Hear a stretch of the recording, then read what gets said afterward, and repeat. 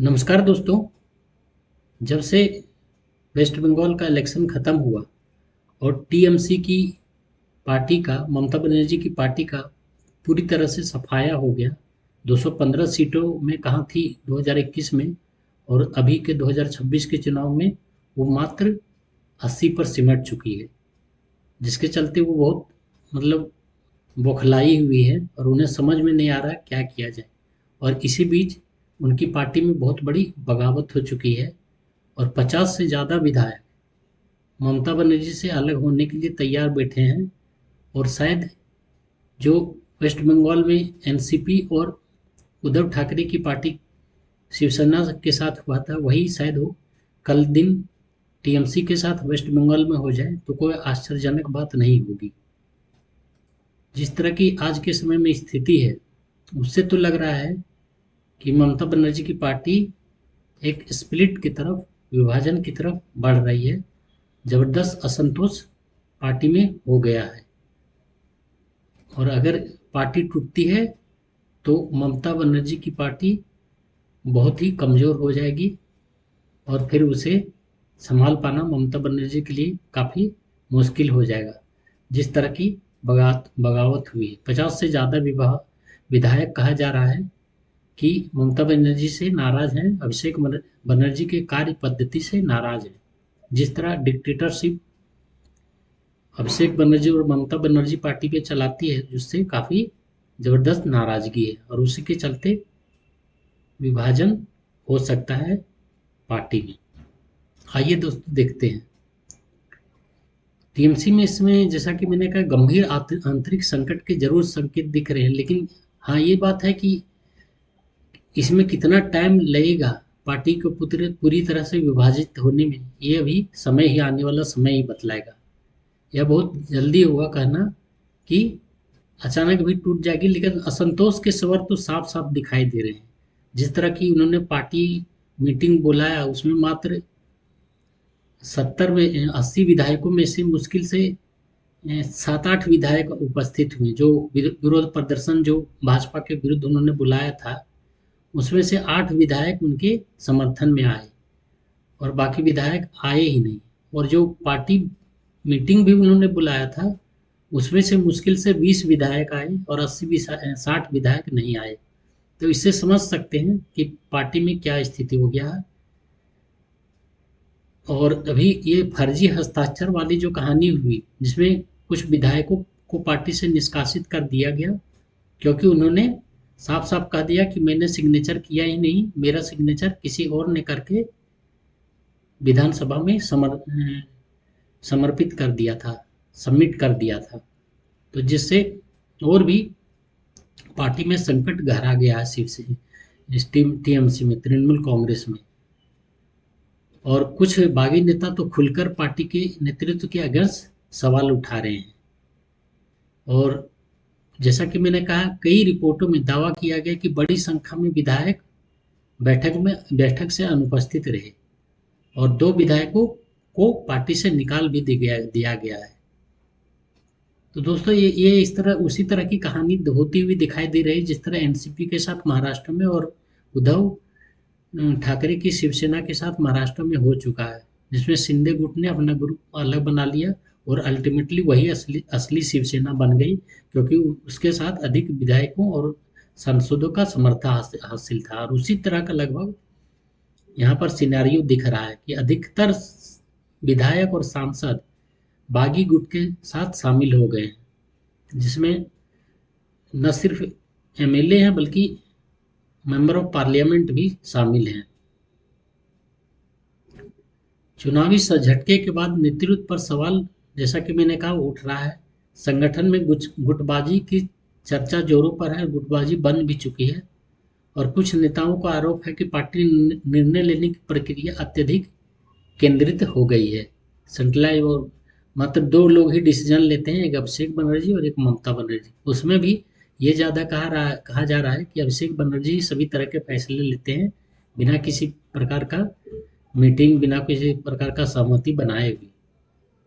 तो अभी तक तो ममता बनर्जी निर्विवाद जनाधार वाली नेता मानी जा रही थी, लेकिन जिस तरह से उनके विरुद्ध में बगावत की आवाज़ बुलंद हो रही है, उससे ममता बनर्जी के लिए संकट खड़ा हो सकता है। ममता बनर्जी के विरुद्ध और अभिषेक बनर्जी के विरुद्ध क्या आरोप है? तो दोस्तों, आरोप, सबसे बड़ा आरोप तो यही है कि बहुत ही सेंट्रलाइज रूप में, मतलब जो भी डिसीजन होता है बिना किसी से पूछे हुए डिसीजन ले लेते हैं, बिना कोई मीटिंग बुलाए, बिना कुछ और किए हुए, जिससे पार्टी के नेता बुरी तरह से नाराज हैं। तो एक है अत्यधिक, मतलब केंद्रीकरण पार्टी का। स्थानीय नेताओं की नाराजगी भी बहुत बड़ी वजह बतला रही है। कई पुराने नेताओं को लगता है कि उनकी राजनीतिक हैसियत कम हो गई, उन्हें से किसी भी प्रकार की कोई सलाह नहीं ली जाती, उनसे किसी भी प्रकार से कंसल्ट नहीं किया जाता, उनको किसी भी, मतलब कभी भी तरजीह नहीं दिया जाता पार्टी में, जिसके चलते डिक्टेटरशिप का आरोप लगाया केंद्रीय नेतृत्व के अगेंस्ट।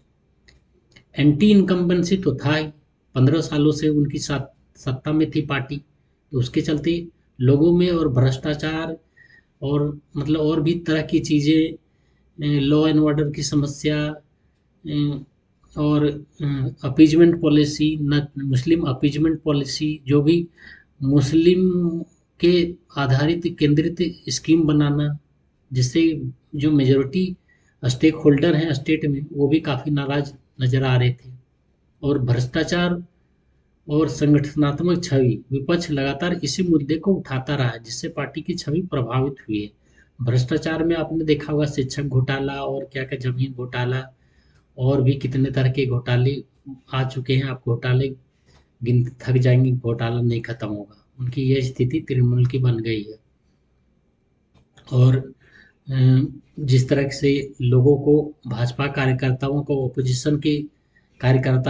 अपोजिशन के लिए वोट डालने वालों को मार मार कर पेड़ से लटका देना, मार करके, चाहे वो एज को फैक्टर ने भाजपा अपोजिशन के कार्यकर्ताओं की माँ बहनों के साथ गलत दुर्व्यवहार करना, ये सारी चीज़ें पिछले दिनों में काफ़ी जोर शोर से सुनाई दे रही थी, जिसके चलते जबरदस्त नाराजगी बढ़ी है और डिक्टेटरशिप का आरोप लगा है।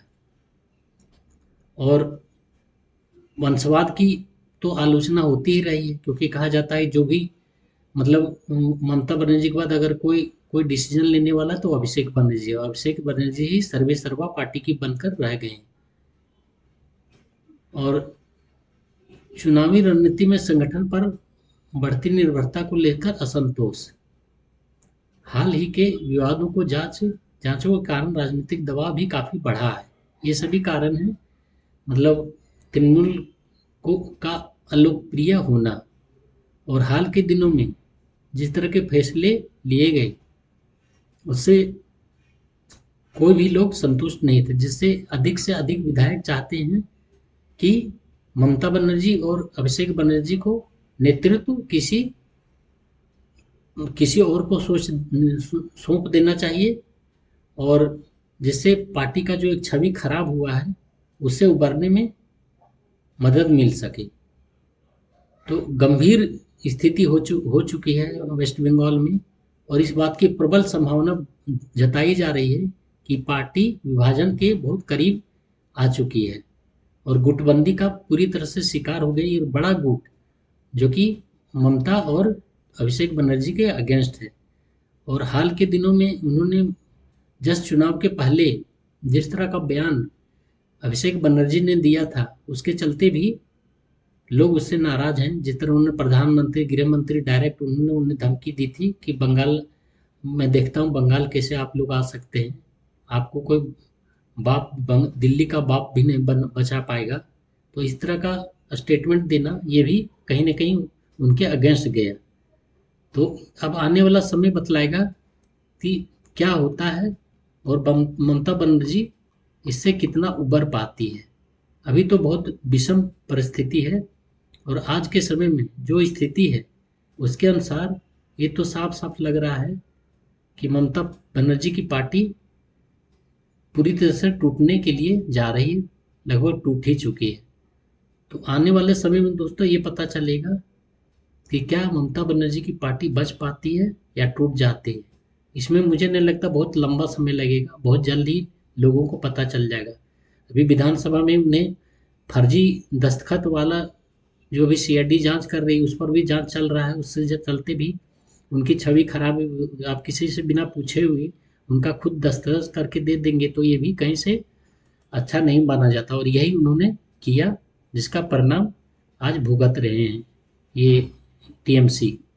तो और ये जब उन्हें जब उन्होंने पूरी तरह से ये जब बतला दिया कि नहीं हम लोगों ने किया था, अब सीआईडी की जांच में सारा कुछ दूध का दूध पानी पानी हो जाएगा, उसके बाद फिर इनके लिए मुसीबत बनेगी। और जो गुट, जो बड़ा गुट है 50 से ज़्यादा विधायकों का गुट और एक बहुत बड़ा मेंबर ऑफ पार्लियामेंट का ग्रुप भी इनके अगेंस्ट हो गया, तो आने वाले कुछ दिनों में क्लियर कट होगा कि ममता बनर्जी की पार्टी का भविष्य क्या होता है। दोस्तों, आप लोग नज़र बना कर रखिए, इससे रिलेटेड और भी मैं वीडियो आपके लिए लाऊंगा। प्लीज़ आप लोग मेरा चैनल लाइक एंड सब्सक्राइब करें। अगर आपको यह वीडियो पसंद आए तो दोस्तों इसके साथ लोगों का शेयर करें। और मुश्किल से 1 सेकंड लगता है सब्सक्राइब करने में दोस्तों। मेजोरिटी दोस्तों, एक चीज़ मैंने ऑब्जर्व किया है, मेजोरिटी ऑफ लोग जो मेरा चैनल देखते हैं सब्सक्राइब नहीं करते हैं। दोस्तों, सब्सक्राइब आप करेंगे तो आपका कुछ लूज नहीं होने जा रहा है।